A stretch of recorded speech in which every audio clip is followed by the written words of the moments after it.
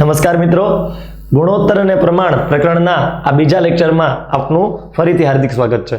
મિત્રો, પહેલા ભાગમાં આપણે a જેમ b અને b જેમ c આપ્યો હોય તો a જેમ b જેમ c કઈ રીતે શોધવો એનો શોર્ટકટ જોયો. a ના છેદમાં ખાલી જગ્યા બરાબર b ના છેદમાં ખાલી જગ્યા બરાબર c ના છેદમાં ખાલી જગ્યા પ્રકારનું ફોર્મેટ હોય તો નીચે આપેલા જે અંકો હોય એ જ પ્રમાણ હોય. માની લો 2a બરાબર 3b બરાબર 7c પ્રકારનો પ્રશ્ન હોય તો 2, 7 અને 3 નો લસા શોધીને બધાને જેટલો નંબર આવે એટલા વડે ભાગવાથી a ના છેદમાં ખાલી જગ્યા બરાબર b ના છેદમાં ખાલી જગ્યા બરાબર c ના છેદમાં ખાલી જગ્યા પ્રકારનું ફોર્મેટ મળે એની ચર્ચા કરી. પછી છેલ્લે a જેમ b, b જેમ c, c જેમ d અને d જેમ a ઉપરથી તમને સીધું a જેમ d નો ગુણોત્તર શોધતા આપણે શીખવાડ્યું અને એના આધારે a જેમ b જેમ c જેમ d ચારેયનો ગુણોત્તર શોધવો હોય તો એ કેવી રીતે કરવું એ આપણે શીખ્યા. હવે આપણે ભાગ 2 માં ત્યાંથી આગળના પ્રશ્નોની ચર્ચા કરવી છે. સૌથી પહેલો પ્રશ્ન જોવો બોર્ડ ઉપર. p ના 20% બરાબર q ના 55% તો p જેમ q કેટલા થાય? p ના 20% બરાબર q ના 55%. હવે આવા પ્રકારનો પ્રશ્ન છે તો પહેલાની મેથડ ઉપરથી જઈએ તો p ના 20%. હવે તમે જાણો છો, ટકાવારી ભણ્યા છો એટલે ટકાવારી કાઢવા માટે ભાગ્યા 100 કરવા પડે. ટકાવારી કાઢવા માટે ભાગ્યા કેટલા કરવા પડે? 100 કરવા પડે. તો અહીંયા ટકાની નિશાની જે હતી ને, આ ટકાની નિશાની એને કાઢી નાખવું હતું એટલે મેં ડિવાઇડેડ બાય 100 છેદમાં કરી નાખ્યા છે. ક્લિયર? આ ટકાવારી નિશાની કાઢવા માટે મેં કર્યું છે. હવે શું થાય? q ના 55% કાઢવા માટે નીચે 100. હવે તમે એવું કામ કરો કે p ના છેદમાં લઈ આવો q ને. p ના છેદમાં કોને લઈ આવો બેટા? q ને. ચાલો તો p ના છેદમાં q બરાબર અહીંયા શું આવશે? 55 ના છેદમાં 100. આ 20 ના છેદમાં 100 અહીંયા ગુણાકારમાં છે, પહેલી બાજુ જશે તો એ ઉલટું થઈ જશે. 20 ના છેદમાં 100 ને બદલે 100 ના છેદમાં 20 થઈ જશે. એટલે આ 100 તો ઉડી જ ગયા, જાણે કે બરાબર 100 તો ઉડી ગયા. 5 વડે છેદ ઉડાડો તો કેવી રીતે ઉડશે? 5 ચોક 20 અને 11 પંચા 55 એટલે જવાબ આવે 11/4. ગુણોત્તર કેટલો આવશે મિત્રો? તો ફરીથી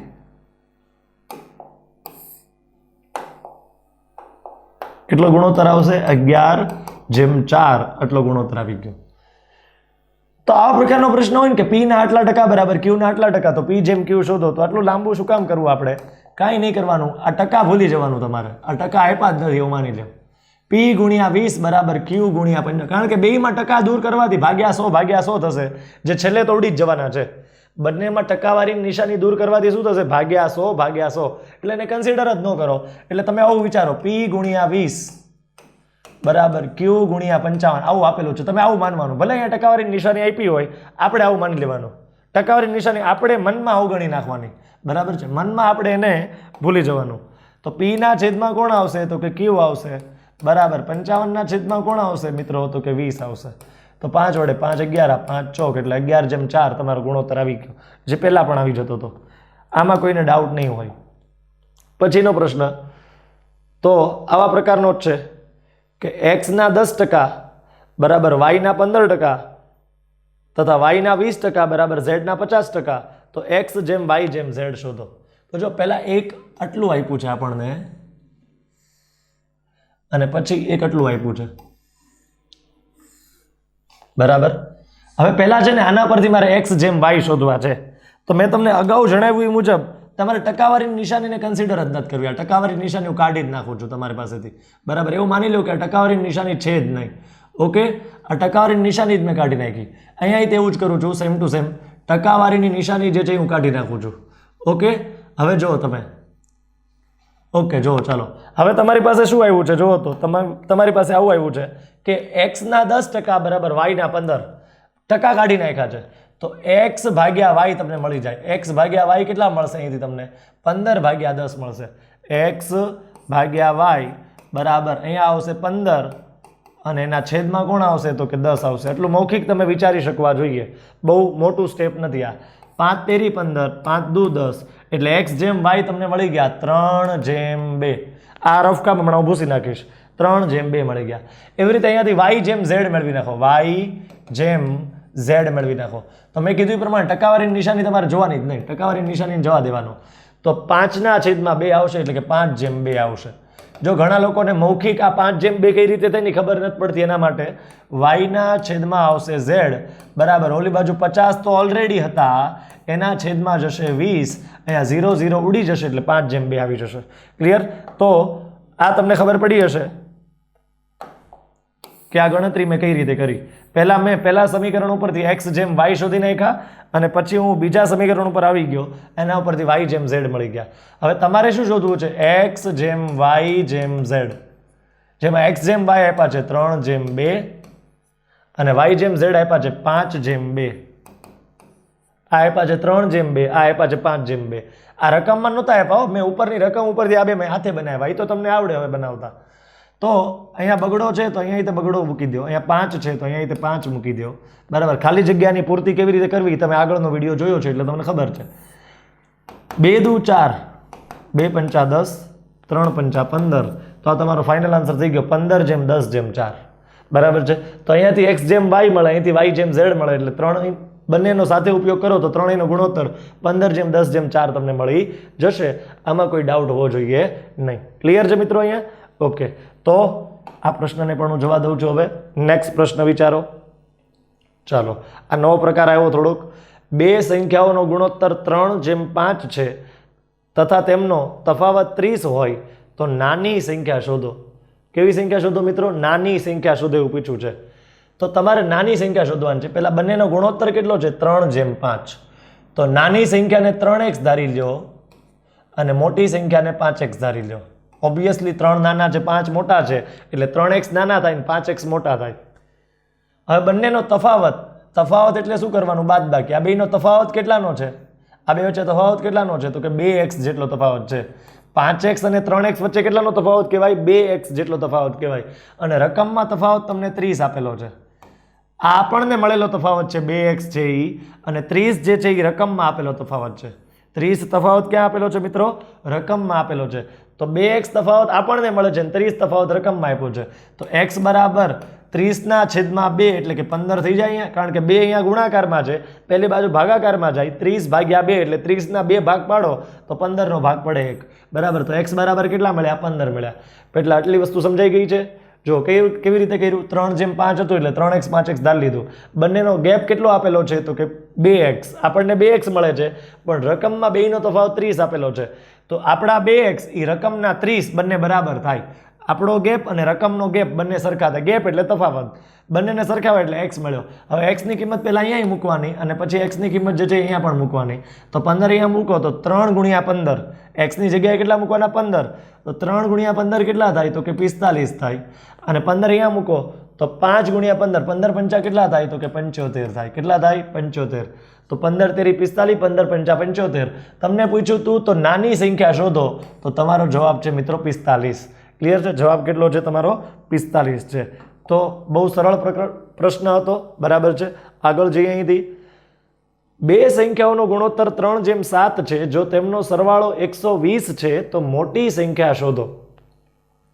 હવે જો અહીંયા નાની સંખ્યાને 3x ધારી લઈએ અને મોટી સંખ્યાને 7x ધારીએ. બંનેનો સરવાળો 120 આપેલો છે. આપણે બંનેનો સરવાળો કરી નાખીએ. આપણને સરવાળો કેટલો મળે છે? તો કે આપણને સરવાળો મળે છે સર 10x. બંનેનો સરવાળો કેટલો મળે છે? 10x. અને આ જે 10x છે એને રકમમાં આ લોકો 120 કહે છે. જે આપણને 10x મળે છે ને એને એ લોકો 120 કહે છે. આપણને સરવાળો 10x મળે છે પણ રકમમાં સરવાળો 120 આપ્યા છે. એટલે આપણા 10x ને એ લોકોના 120 બંને સમાન હશે. તો x બરાબર કેટલા થાય? તો કે 120/10 થાય. તો x બરાબર કેટલા થાય મિત્રો? 12 થઈ જશે. કેટલા થાય? 12. હવે x બરાબર 12 એકવાર અહીંયા મૂકી દો એટલે તમને આની કિંમત મળે ને. x બરાબર 12 એકવાર અહીંયા મૂકી દો તો 12 તેરી થાય 36. 12 તેરી 36, 12 સત્તા 84. તો તમને પૂછ્યું તો મોટી સંખ્યા એટલે જવાબ થાય 84. તો 36 અને 84 એવી બે સંખ્યાઓ છે જેનો ગુણોત્તર 3/7 છે અને બંનેનો સરવાળો જો તમે કરવા જશો તો 120 થઈ જશે. તો તમને મોટી સંખ્યા પૂછી હતી તો તમારો જવાબ છે 84 જે છે એ તમારો કરેક્ટ આન્સર થાય. ક્લિયર છે? આમાં કોઈ ડાઉટ નહીં હોય. નેક્સ્ટ. હવે પાછો નવા પ્રકારનો પ્રશ્ન આવ્યો છે. જો એક વર્ગમાં છોકરાઓ અને છોકરીઓની સંખ્યાનો ગુણોત્તર 3/2 છે. એટલે 3 છોકરાઓની સામે 2 છોકરીઓ એવો ગુણોત્તર આપ્યો છે. હવે વર્ડ પ્રોબ્લેમ સ્ટાર્ટ થઈ છે ધીરે ધીરે. આ પ્રકરણના થોડુંક વધારે એકાગ્રતા રાખજો. છોકરાઓ અને છોકરીઓનો ગુણોત્તર જે છે એ 3:2 તમને આપેલો છે, બરાબર. ઓકે, જો હવે વર્ગમાં છોકરાઓની સંખ્યામાં 10% અને છોકરીઓની સંખ્યામાં 5%નો વધારો કરવામાં આવે તો નવો ગુણોત્તર કેટલો થાય? પહેલા ગુણોત્તર વધારો કર્યાની પહેલા ગુણોત્તર 3:2 હતો. જ્યારે વધારો નહોતો થયો, જ્યારે ઇન્ક્રીમેન્ટ નહોતું કર્યું સંખ્યામાં, જેટલી ઓરિજિનલ સંખ્યા હતી જૂની એટલી ને એટલી સંખ્યા હતી. જ્યારે જૂની સંખ્યા હતી ત્યારે ગુણોત્તર 3:2 આપણને ખબર હતો. પણ હવે એવું કરે છે કે સંખ્યામાં વધારો કરે છે. છોકરાઓની સંખ્યામાં 10% અને છોકરીઓની સંખ્યામાં 5%નો વધારો થાય છે. તો સંખ્યા વધી તો હવે ગુણોત્તર ફરી જશે. પહેલા ગુણોત્તર 3:2 હતો, પણ હવે ગુણોત્તર ફરી જશે. તો હવે કેટલો ગુણોત્તર થાય એ તમને શોધવાનું પૂછ્યું છે એ લોકોએ. તો બહુ સરળ પ્રશ્ન છે. તમે છે ને છોકરાઓની સંખ્યા ધારી લ્યો, તમને મન પડે ને એટલી, પણ 3:2 ગુણોત્તરમાં ધારજો. તો હું ધારી લઉં કે છોકરાઓની સંખ્યા જે છે એ 30 છે અને છોકરીઓની સંખ્યા જે છે એ 20 છે.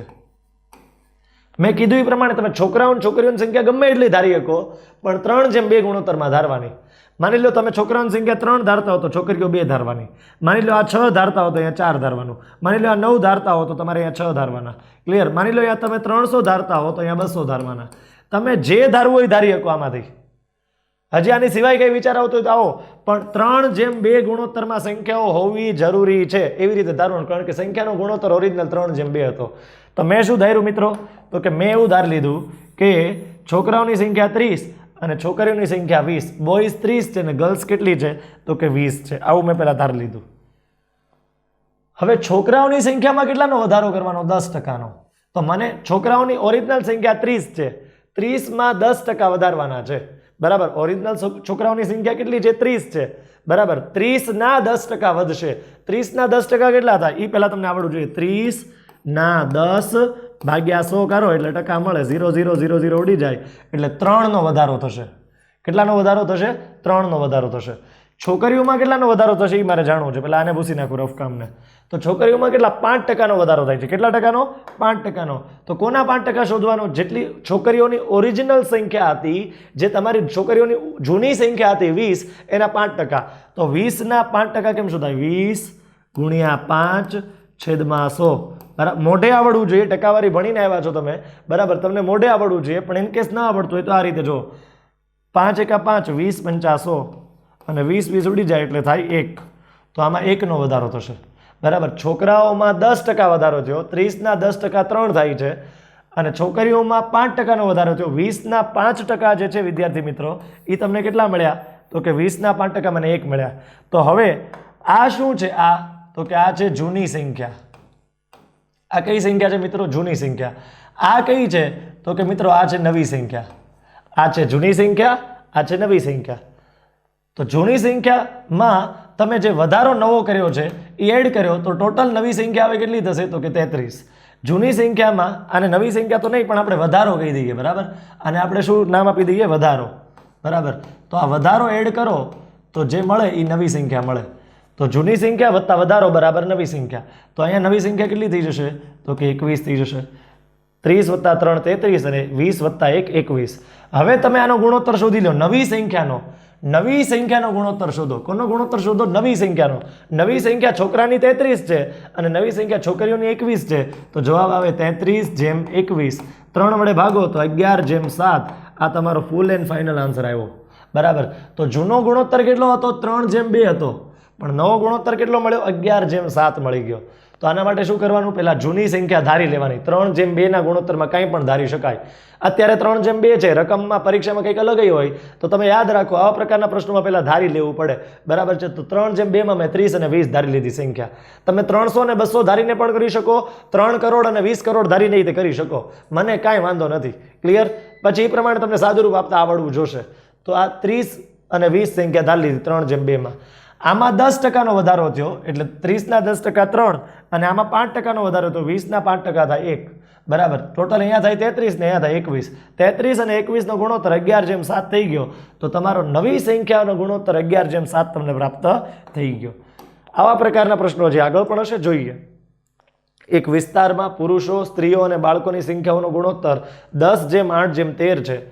જો હવે તેમની સંખ્યામાં અનુક્રમે 5%, 10% અને 20%નો વધારો થાય તો તેમની નવી સંખ્યાનો ગુણોત્તર કેટલો થાય એ જણાવો. તો ગુણોત્તર આપ્યો છે 10:8:13 આવું આપ્યું છે.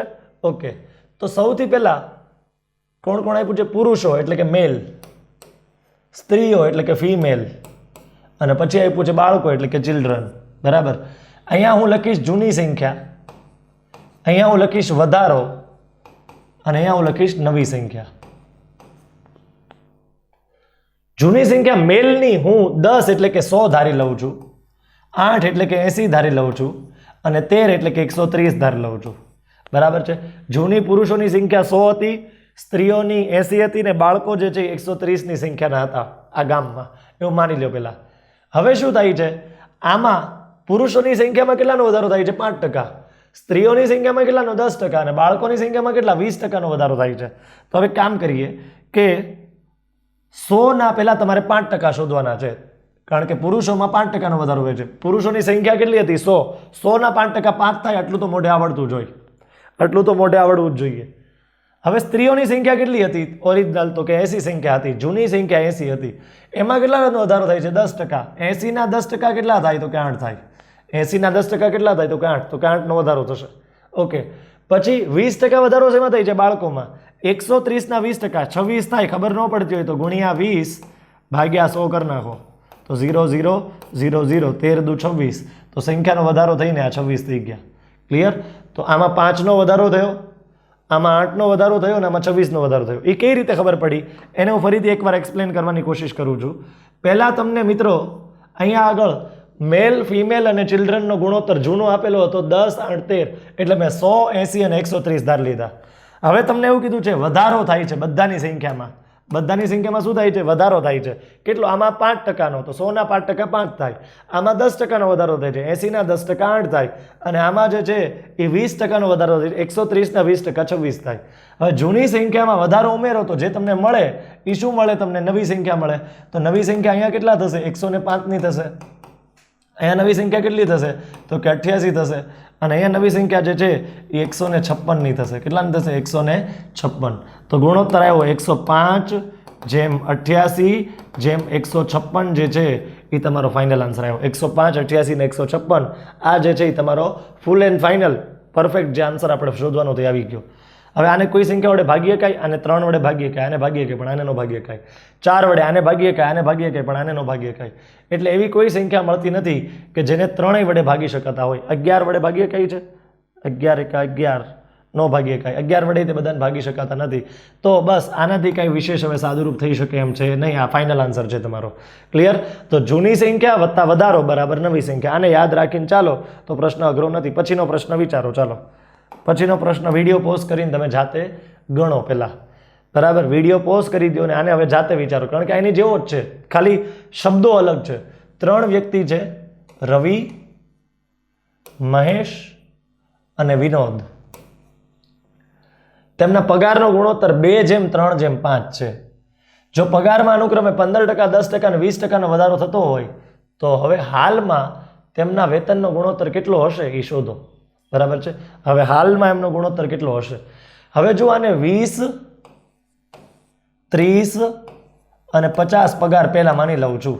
જો કંઈ ડખો થશે તો 200, 300 અને 500 માનીશ, જો કંઈ ડખો થયો તો. બરાબર, ચાલો. ડખો એટલે પોઈન્ટમાં આન્સર આવતો હશે તો ઘણા લોકોને છે ને પોઈન્ટ આવે ને એટલે નેટવર્ક ઉડી જાય. બરાબર, વિચારો આવતા બંધ થઈ જાય. એટલે હું બને ને ત્યાં સુધી પોઈન્ટમાં જવાબ ન આવે એવું કરીશ. તો પોઈન્ટમાં આવતો હશે તો 200, 300 અને 500 લઈને ચાલીશ. ઓકે, આ જૂનો પગાર છે. રવિ, મહેશ અને વિનોદનો આ કેવો પગાર છે? જૂનો. હવે પગારમાં વધારો કરે છે એ લોકોનો જે બોસ છે એ લોકોના પગારમાં વધારો કરી દે છે. કેટલાનો? પહેલાને 15%, તો 20ના 15% કાઢવા માટે ભાગ્યા 100, 0 0. બરાબર, ઓકે. 5 તેરી 5 દુ 2 ઉડી જાય તો કેટલો જવાબ આવ્યો? તો કે 3 આવ્યો. કેટલો વધારો આવ્યો? તો કે 3 આવ્યો. ઓકે, પોઈન્ટમાં નથી આવતો, સારું છે. હવે મહેશને કેટલા ટકાનો વધારો મળે છે? મહેશ અહીંયા બીજું નામ છે અને એને 10%નો, તો 30ના 10% કેટલા થાય? ફરીથી 3 થાય. 30ના 10% કેટલા થાય ભાઈ? 3 થાય. ક્લિયર છે? આમાં કોઈને કંઈ પ્રશ્ન નહીં હોય. બરાબર, આમાં કોઈ ડાઉટ તમને હશે નહીં. ઓકે, હવે અહીંથી આગળ વધું છું. તો વિનોદનો પગાર પહેલાં 50 રૂપિયા હતો, એને 20%નો વધારો આપ્યો, તો 50 20% મોઢે આવડે તો સારું કહેવાય, ન આવડે તો આવું કરવું પડે 0 0 0 0 5 દુ 10 એટલે એનામાં 10નો વધારો થાય છે. તો એકેય જવાબ પોઈન્ટમાં આવતો નથી એટલે તમે જે ધાર્યું હતું એમાં કંઈ વાંધો નથી. એવું નથી પોઈન્ટમાં હોય તો દાખલો ન થાય, અમુક લોકોથી ન થાય એટલે હું બને ત્યાં સુધી નહીં ગણું એવો દાખલો. તો કેટલા થાય? આનો સરવાળો કરો, આનો સરવાળો કરો, આનો સરવાળો કરો, આનો સરવાળો કરો. 20 ને 3 કેટલા થશે? તો કે 23. 30 ને 3 કેટલા થશે? તો કે 33. અને 50 ને 10 કેટલા થશે? તો કે 60. તો ગુણોત્તર આવી ગયો 23:33:60. આ તમારો ગુણોત્તર મળી ગયો 23:33:60. તો આવા પ્રકારનો પ્રશ્ન પૂછાય તો પહેલા જૂનો પગાર ધારી લો, એને કેટલા ટકા વધારો મળે છે એના આધારે 20ના તમને કીધા હતા 15%, તો 20ના 15% 3 થાય, 30ના 10% 3 થાય, અને 50ના 20% જે છે એ 10 થાય.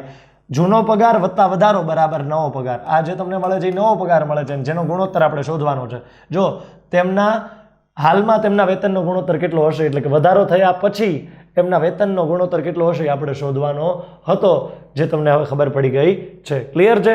ચાલો, તો આવા પ્રકારના પ્રશ્નો પણ આપણે પૂર્ણ કર્યા. ત્યાર પછી નવો પ્રશ્ન જોઈએ.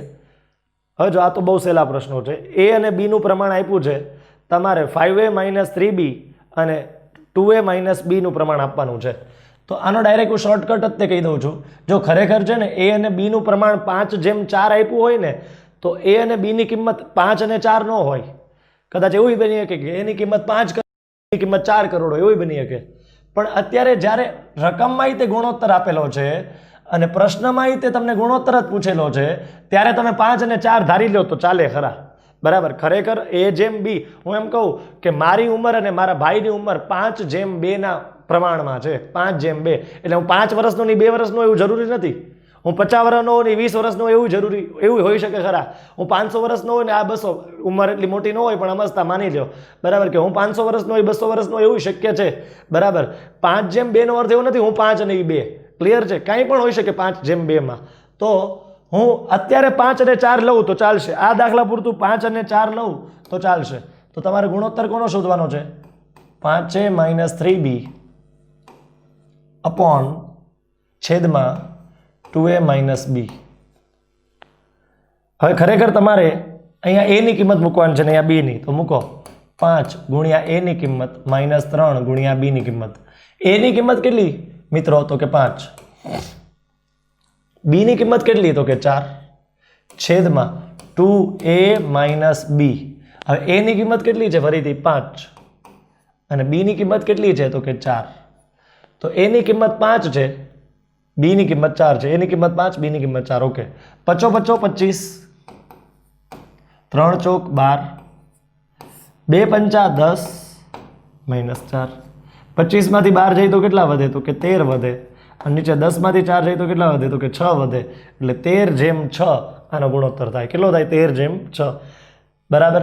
ખરેખર છે ને આની સાચી મેથડ તમારે કરવી હોય ને, જ્યારે તમને એવું પૂછ્યું હોય કે માર્ક્સ છે, તમારે મેથડ ગણવાના હોય, માર્ક્સ છે, ધારો કે અમુક જગ્યાએ તમને પ્રિલિમ પછી મેઇન્સ એક્ઝામ લેવાય, ધારો કે બેલીફની પરીક્ષા હતી, બરાબર, એમાં બીજો પેપર લેવાનો હતો, એમાં ડિસ્ક્રિપ્ટિવ હતું, તો એવો પૂછાય તો તમારે અહીંયા આગળ ખરેખર 5 અને 4 ડાયરેક્ટ ન મૂકી શકાય. ત્યારે તમારે a બરાબર 5 ગુણ્યા કોઈક સંખ્યા અને b બરાબર 4 ગુણ્યા કોઈક સંખ્યા આવું માનીને ચાલવું પડે. જે છેલ્લે કેન્સલ થવાનો છે, કે જે છે એ અંશ અને છેદમાંથી કેન્સલ થવાના છે. ખરેખર અહીંયા 5k મુકાય, 4k મુકાય, અહીંયા 5k, અહીંયા 4k મુકાય, એટલે આન્સર જે આવશે એ 13k અને 6k આવશે. કે ઉડી જશે એટલે 13:6 જ આવશે. તો કે ધારવાનો અર્થ MCQમાં નથી. બરાબર? એટલે મેં સીધું ડાયરેક્ટ 5 અને 4 મૂકીને જ તે તમારો જે છે એ ફાઇનલ આન્સર તમને આપી દીધો. ક્લિયર? આ ગણતરી કર્યા વગર, આવું કંઈ કેમાં પડ્યા વગર ડાયરેક્ટ આ ગણતરી મેં તમને કરીને આપી. ક્લિયર છે? આની જેવો હજી એક પ્રશ્ન છે, જોઈ લઈએ આપણે. ચાલો, x જેમ y બરાબર 2:1 હોય તો x² - y² upon x² + y² શોધો. તો પહેલા આને પૂછવું પડશે. ઓકે, તો x બરાબર 2 માની લ્યો અને y બરાબર 1 માની લ્યો. તમારે શોધવું છે x² - y² divided by x² + y². હવે x ની જગ્યાએ મૂકો 2, તો 2 નો વર્ગ -1 નો વર્ગ, 2 નો વર્ગ પ્લસ 1 નો વર્ગ. 2 નો વર્ગ કેટલો થાય? તો કે 4. 1 નો વર્ગ કેટલો થાય? 1. 4 + 1. 4માંથી 1 જાય તો કેટલા વધે તો કે 3 અને 4 ને 1 કેટલા થાય 5 એટલે જવાબ આવશે 3/5 તો આ પ્રકારના સરળ પ્રશ્નો હોય 4 - 1 4 + 1 બરાબર છે એટલે કે 3/5 3/5 જે છે એ તમારો ફાઇનલ આન્સર થયો તો મિત્રો આવા પ્રકારના પ્રશ્નો જે છે એમાં આપણે કેવી રીતે વિચારવું એની વાત મેં તમને કરી તો અહીંયા મિત્રો આપણે ગુણોત્તર અને પ્રમાણ પ્રકરણનો બીજો ભાગ પણ પૂર્ણ થાય છે નેક્સ્ટ ભાગની અંદર આપણે પાછા અહીંથી આગળના લેવલના પ્રશ્નોની ચર્ચા કરશું થેન્ક યુ